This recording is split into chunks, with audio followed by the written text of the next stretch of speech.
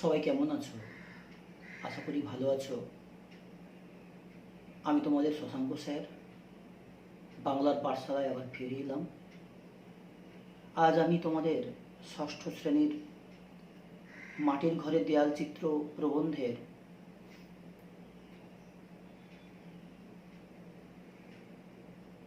হাতে কলমে অংশটি করাবো। তোমরা খাতা এবং কলম নিয়ে প্রস্তুত হয়ে যাও। আমার বইটা পুরনো বই, সে কারণে প্রথম থেকে তোমাদের সঙ্গে নাও মিলতে পারে, আবার দাগ নাম্বারও নাও মিলতে পারে। তো এই জন্যে আমি সমস্ত উত্তরগুলোই তোমাদেরকে প্রস্তুত করছি। যে দাগ নাম্বারগুলো তোমাদের সঙ্গে মিলবে সেগুলো করবে, যেগুলো মিলবে না সেগুলো করার দরকার নেই। আমি জানি না তোমাদের দাগ নাম্বারের সঙ্গে আমার দাগ নাম্বার একটু সমস্যা আছে মনে হয়, তাই জন্যই এটা বললাম। একের দাগ, নিচের প্রশ্নগুলির উত্তর দাও। পাঠ্য রচনাংশটি কোন প্রবন্ধের অংশ? পাঠ্য মাটির ঘরে দেয়াল চিত্র রচনাংশটি মাটির ঘরে দেয়াল চিত্র নামক প্রবন্ধের অংশ। 1.2 পাঠ্য রচনাংশটি কোন বিষয়ে লেখা? পাঠ্য মাটির ঘরে দেওয়াল চিত্র রচনাংশটি গ্রাম বাংলার মাটির ঘরে যে সমস্ত দেয়াল চিত্র অঙ্কন করা হয় সেই বিষয়ে লেখা। 2 দাগ, নিচের ঠিক শব্দটি বেছে নিয়ে লেখো। 2.1 দেওয়াল চিত্র এঁকে থাকেন সাধারণত গ্রামের? উত্তর হবে মেয়েরা। 2.2 মূলত জ্যামিতিক আকার আশ্রিত বর্ণ সমাবেশেই রচিত হয় সাঁওতালি দেওয়াল চিত্রণ। জ্যামিতিক উত্তর। 2.3 সাধারণত মাটি থেকে 6 ফুট পর্যন্ত উচ্চতায় চিত্রণটি বিস্তৃত হয়। উত্তর হবে 6 ফুট। 2.4 পদ্মটিকে মানভূম দেয়াল চিত্রের প্রতীক বলা হয়। পদ্মটিকে মানভূম দেয়াল চিত্রের প্রতীক বলা হয়। উত্তর পদ্ম। 3 দাগ, পাঠ থেকে একই অর্থের শব্দ খুঁজে নিয়ে লেখো। ছবি দেয়া আছে, ছবি তোমাদের বইতে আছে চিত্র, একই অর্থ চিত্র। 3.2 জোগাড় তোমাদের বইতে আছে সংগ্রহ। 3.3 পঙ্কজ তোমাদের বইতে আছে পদ্ম বা শতদল, তালবস ত দল, পদ্ম কমা শতদল দুটোই আছে। 3.4 পুষ্প তোমাদের বইতে আছে ফুল। 3.5 মাটি তোমাদের বইতে আছে মৃত্তিকা। নিচের বিশেষ্যগুলিকে বিশেষণে এবং বিশেষণগুলিকে বিশেষ্যে রূপান্তরিত করো। ভৌগোলিক এটা হলো বিশেষণ, সেখান থেকে হবে ভূগোল, এটা বিশেষ্য পদ। 4.2 নির্বাচন এটা বিশেষ্য পদ, উত্তর হবে নির্বাচিত, এটা বিশেষণ পদ। 4.3 অঞ্চল এটা বিশেষ্য পদ, উত্তর হবে আঞ্চলিক, এটা বিশেষণ পদ। 4.4 রচনা এটা বিশেষ্য পদ, বিশেষণ পদ হবে রচিত। 4.5 অলংকার এটা বিশেষ্য পদ, উত্তর হবে অলংকৃত, এটা হলো বিশেষণ। 4.6 জ্যামিতি এটা বিশেষ্য পদ, উত্তর হবে জ্যামিতিক, এটা বিশেষণ পদ। 5 দাগ, তোমাদের পাঠ্যাংশ থেকে দুটি জটিল বাক্য লেখো যারা যুক্ত আছে যেমন তেমন দিয়ে, এছাড়া যদি তবে যখন তখন যে সে যেখানে সেখানে যেদিন সেদিন ইত্যাদি দিয়ে একটি করে জটিল বাক্য লেখো।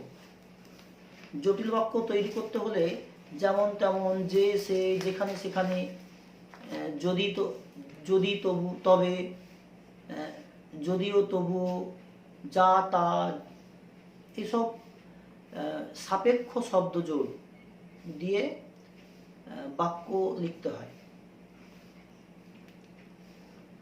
যেমন তেমন দিয়ে তুমি বাক্য লিখতে পারো। যেমন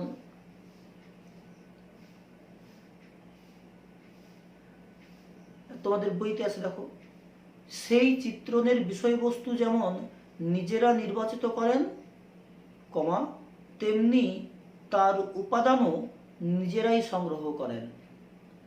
নিজেরাই তৈরি করেন, সেই চিত্রণের বিষয়বস্তু যেমন নিজেরা নির্বাচন করে, কমা, তেমনি তার উপাদানও নিজেরাই সংগ্রহ করেন।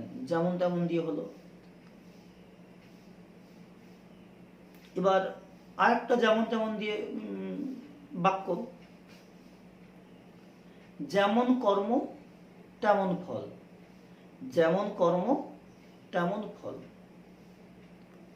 যদি তবে দিয়ে বাক্য, যদি তুমি আমার কাজটি করে দাও তবে আমি তোমার কথা শুনব। যদি তুমি আমার কাজটি করে দাও তবে আমি তোমার কথাটি শুনব। যে সে,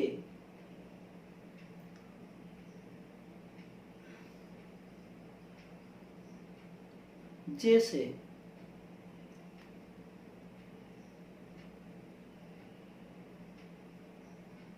যে সকল ছাত্রছাত্রী বিদ্যালয়ের রবীন্দ্র জয়ন্তীতে অংশগ্রহণ করতে চাও,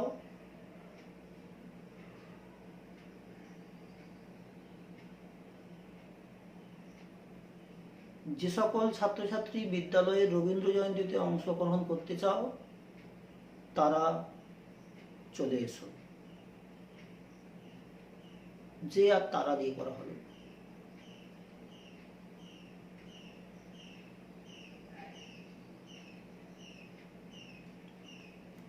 আমি যদি সকল তুলে দিই তাহলে কি হবে? যে সাংস্কৃতিক অনুষ্ঠানে অংশগ্রহণ করতে চাও, যে বিদ্যালয়ের রবীন্দ্র জয়ন্তী অনুষ্ঠানে অংশগ্রহণ করতে চাও সে চলে এসো। যেখানে সেখানে,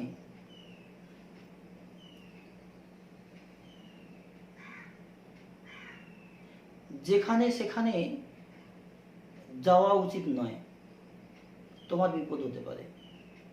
যেখানে সেখানে যাওয়া উচিত নয়, তোমার বিপদ হতে পারে। যেদিন সেদিন,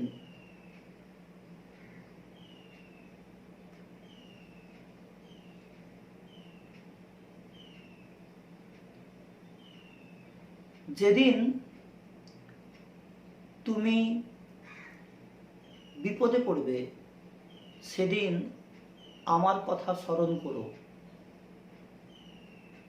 যেদিন তুমি বিপদে পড়বে সেদিন আমার এই কথা স্মরণ করো।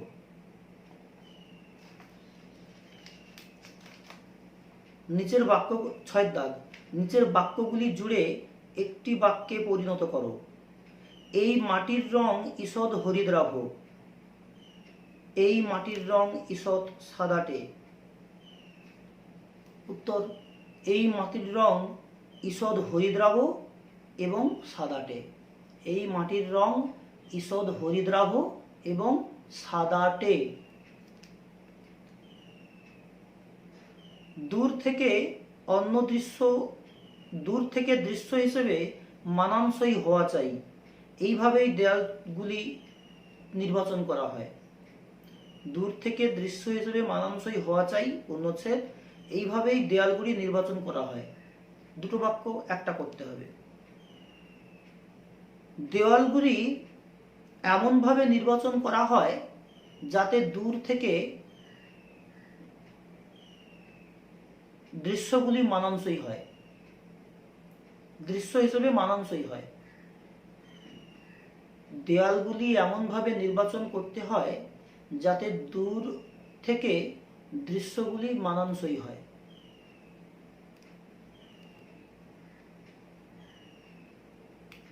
দূর থেকে দৃশ্য হিসেবে মানানসই হয়। পূর্ণচ্ছেদ।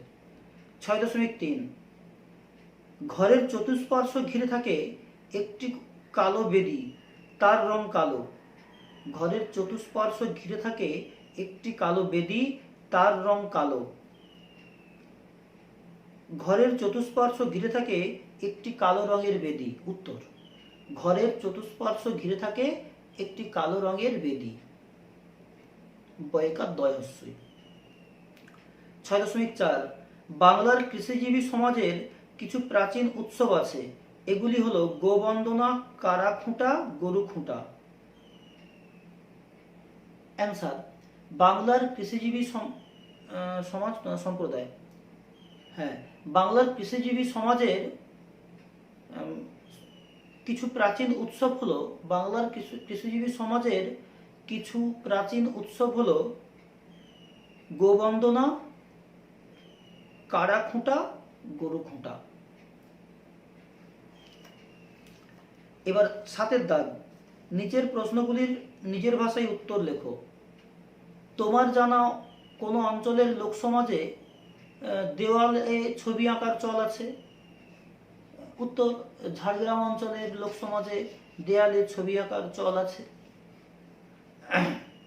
7.2 মানভূম জেলা সংলগ্ন আর কোন কোন জেলায় দেওয়াল চিত্রণ হয়ে থাকে? অ্যান্সার, মানভূম জেলা সংলগ্ন মেদিনীপুর, বাঁকুড়া, বর্ধমান জেলার পশ্চিম দিক ও বীরভূম জেলাতে দেওয়াল চিত্র হয়ে থাকে। 7.3 মানভূম জেলায় কোন কোন আদিবাসী গোষ্ঠীর বাস? মানভূম জেলায় সাঁওতাল, হো, অসুর, মুন্ডা, ওরাও, খেরিয়া, শবর, কোল, বীরহড় প্রভৃতি আদিবাসী গোষ্ঠীর বাস। 7.4 মাটির দেওয়াল চিত্রগুলি কোন কোন উৎসবে আঁকা হয়? অ্যান্সার, মাটির দেওয়ালের অলঙ্করণ সাধারণত আশ্বিন মাসে দুর্গাপুজো এবং কার্তিকের দীপাবলি এই দুই উৎসবকে কেন্দ্র করে করা হয়। 7.5 দেওয়াল চিত্র করার জন্য কি কি উপাদান ব্যবহৃত হয়? দেওয়ালে চিত্রণ করার জন্য সাধারণভাবে লালচে গেরি মাটি বা গৈরিক বর্ণের মাটিতে গিরিফল ব্যবহার করার রীতি ছিল। এছাড়া কোনো কোনো অঞ্চলে, যেমন মানভূমে, দুধে মাটি ব্যবহার করা হতো। 7.6 এই তিথিতে কৃষিজীবীরা কিভাবে তাদের গৃহসজ্জা করে? অ্যান্সার, দুর্গাপুজো এবং কালী পুজোকে কেন্দ্র করে দেয়াল চিত্র রচনা করে ঘরকে অলঙ্কৃত করার রীতি বাংলার কৃষিজীবী সম্প্রদায়ের মধ্যে প্রায় সর্বত্রই দেখা যায়। সাধারণত লালচে গিরি মাটিতে গিরিফল চুবিয়ে ঘরের দরজার উপরে বা দুই পাশে ছাপ দেওয়া হয়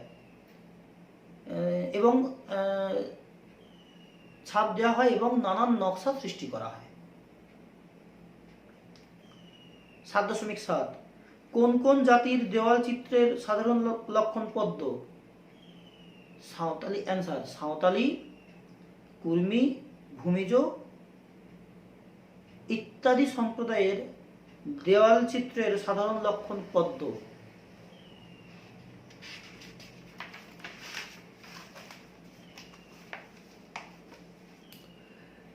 দুধে মাটির উপর কিভাবে চিত্রণ করা হয়?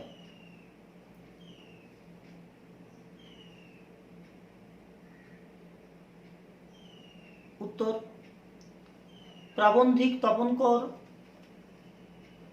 মাটির ঘরে দেয়াল চিত্র প্রবন্ধে লিখেছেন দুধে মাটির উপর কিভাবে চিত্রণ করা হয় সে বিষয়ে। পূর্ণচ্ছেদ।